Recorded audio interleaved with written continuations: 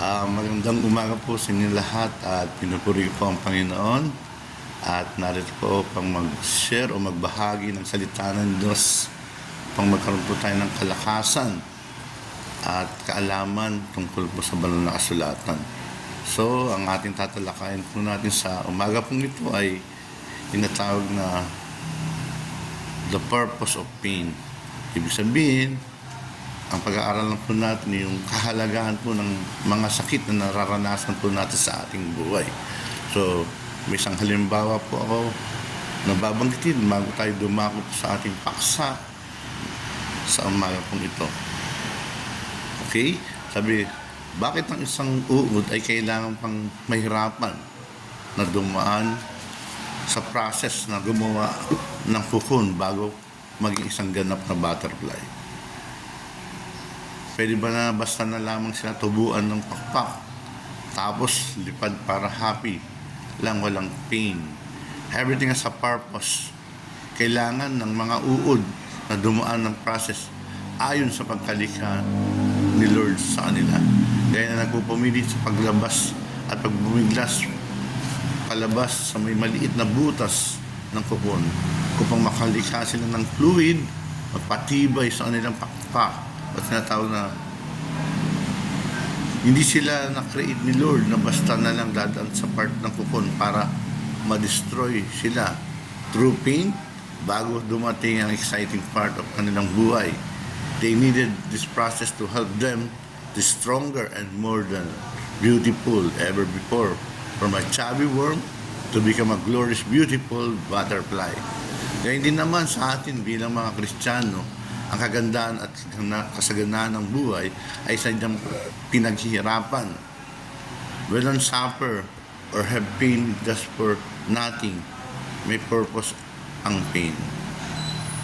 So the purpose of pain is not just for destroy us, but to give us these three lessons in life. What there are these three biblical lessons in life we should know. Number one is the purpose of pain is to develop us. Okay? So, number one po yung tinatawag natin is spiritual development. Sabi ko sa 1 Peter chapter 5 verse 10, and after you have suffered a little while, the God of all grace, who had called you to eternal life, glory in Christ, with Himself restore, confirm, strengthen, and establish you.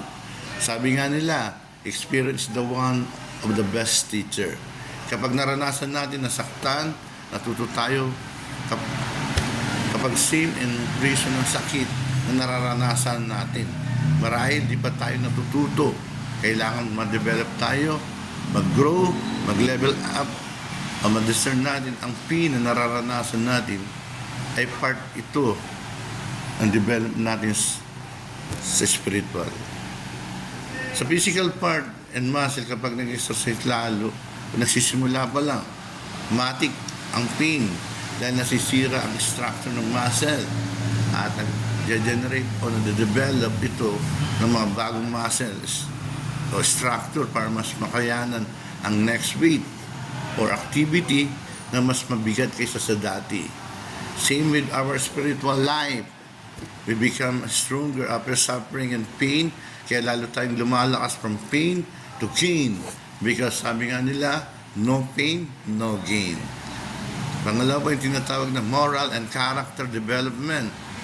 According to Romans 5:3 and 5, verse 3 and 5, not only, but we also glory in our suffering, because we know that suffering produces perseverance. Perseverance, character, and character, hope.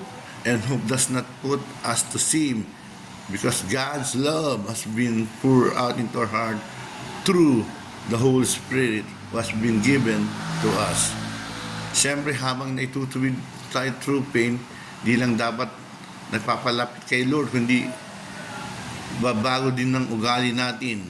Tuturuan tayo ni Lord na maghintay, magtiyaga, maging mas mabuti, mabait, at lalong mapagmahal kahit sa mga taong hindi kaibig-ibig. According to Psalm 50 verse 5, weeping may stay for the night, but rejoicing come in the morning. Okay lang umiyak at masaktan, pero bangon ka din pagkatapos at tapusin ang pagmumug mo. Lumabas ka, mag-shopping, biking, hiking. Find your passion. I-testify mo ang goodness ng Lord to test this pain. Just be joyful in the midst of pain. Be better, not bitter. Pangalawa, the purpose of pain is to direct us. Direction and redirection ni Lord ang pain. According to Romans 8:28, and we know that is all things God's word for the good of those who love Him, who have been called according to His purpose. Okay, sample nga si Joseph, katakot-takot na pain na naranasan niya. Sakit ng damdamin, gayon din sa physical, sa kanyang dignidad o moral. Pero lahat pala, ang sakit na ito ay direction and redirection ni Lord sa kanya. Okay, unang-una po sa physical, hinulog sa balon, naglakad mula sa Shechem at Canaan to Egypt. Pangalawa po sa emotional o damdamin, pinagtulungan ng kanyang mga kapatid na ipagbili po bilang alipin. Pangatlo, yung tinatawag sa moral po ay pinagbintangan ng abuso o rapist ng asawa ni Paraon. Kung hindi naibenta si Joseph sa mga Ismailite trader, di siya makakarating sa Egypt kung saan natutupad ang mga panaginip na ibinigay ng Diyos sa kanya. Kung saan tayo magkakaroon ng kasaganaan sa gitna ng kagutuman na magiging dahilan na maligtas ang buo niyang sambayanan. Kaya tanggapin natin ang hamon ng kahirapan na dinaranas natin. May purpose si Lord. Inalis ka sa maling tao o sa maling relasyon o sa maling karir. Or course, sa maling kaibigan o may influensya na masasabi mo pa, buti na lang, hindi ko siya nakatulungan. Yung lalaking niya, kundi ako, naging punching bag niya. See? All things work together for good talaga. Pangatlo, yung tinatawag na to discipline us.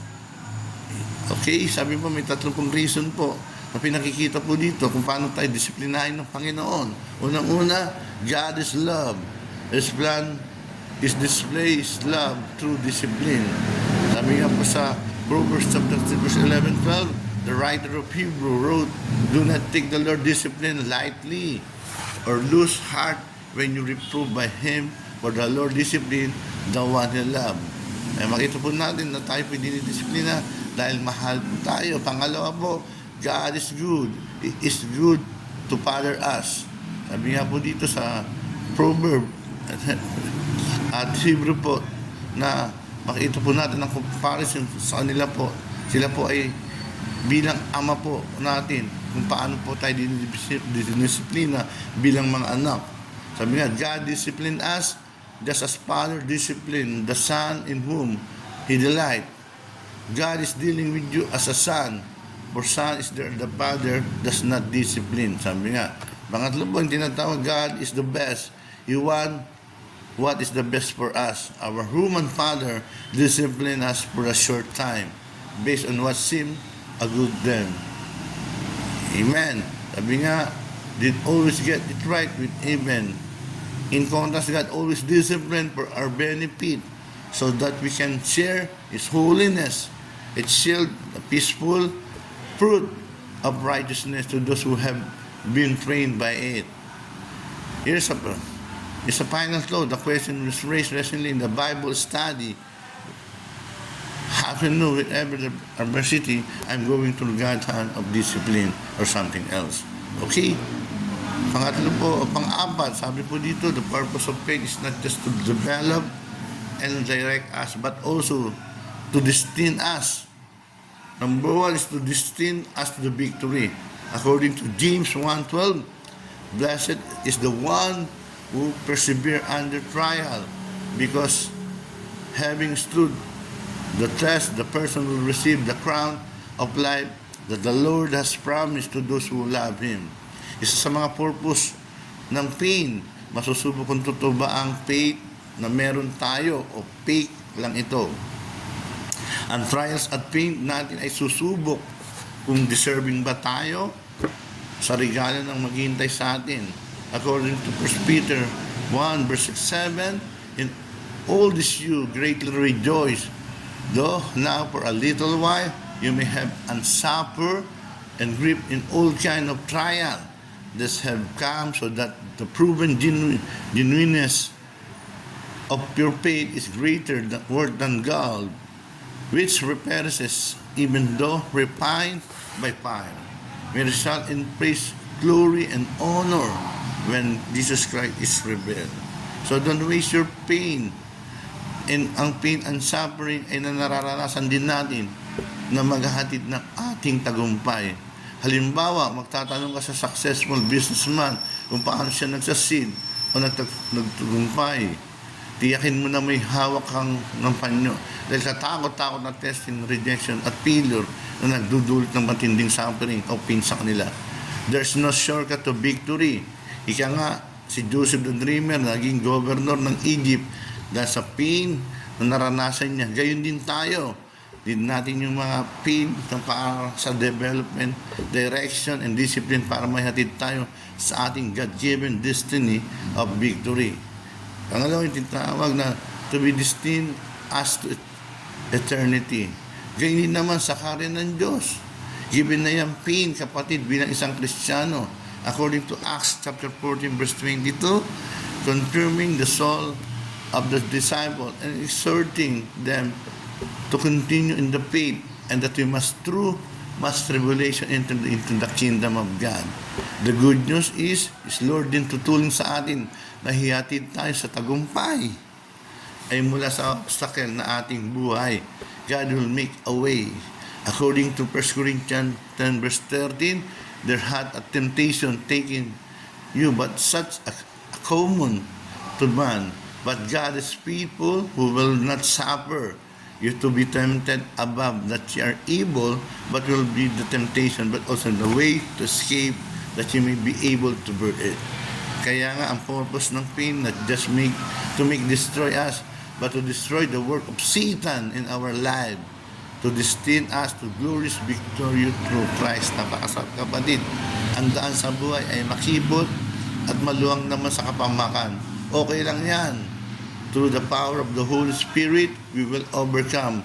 We can overcome. For we more than overcomers in Jesus' name. Kaya, bangon, kapatid. Laban lang, kasi si Lord din ang lalaban for you. Sabi nga sa Exodus 14:14, the Lord will fight for you and you shall be still. Kaya kapatid, tinatawag na pain o tinatawag na suffering po ay ating pong pasalamatan sa Panginoon dahil ito po ay nagbibigay sa atin ng kalakasan at pagbibigay po ng kapurihan sa Panginoon. Okay? So sa susunod po, muli ako po ay mag-share po ulit ng gospel. So maraming salamat at magandang umaga po sa inyo at pagpalain po kayo ng Panginoon sa umaga nito. Amen!